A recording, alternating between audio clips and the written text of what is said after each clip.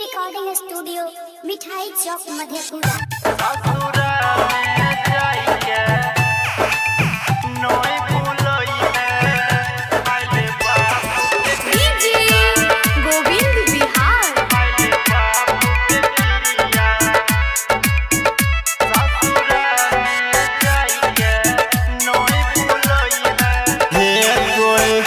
काले है तो तोहर मटा कोरावा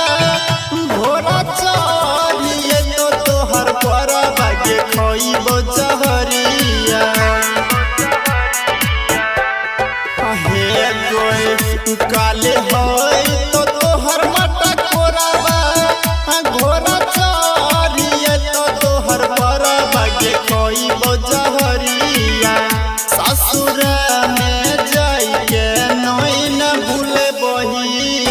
खाइले बाप के क्रिया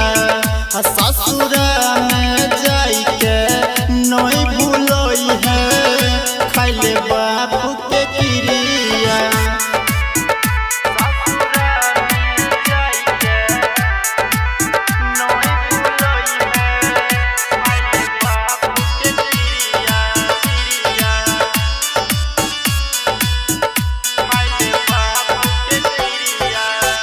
दोसरे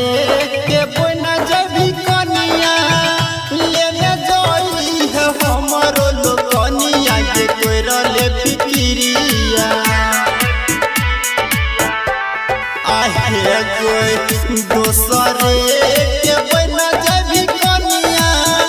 लेने जाई है हमरो लोकनिया के कोइरले फिकिरिया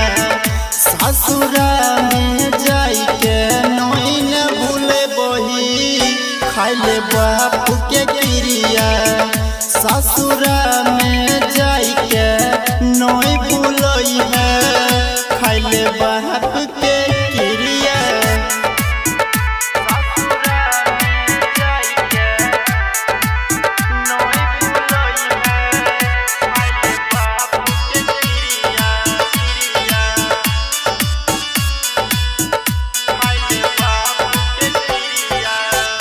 बरजे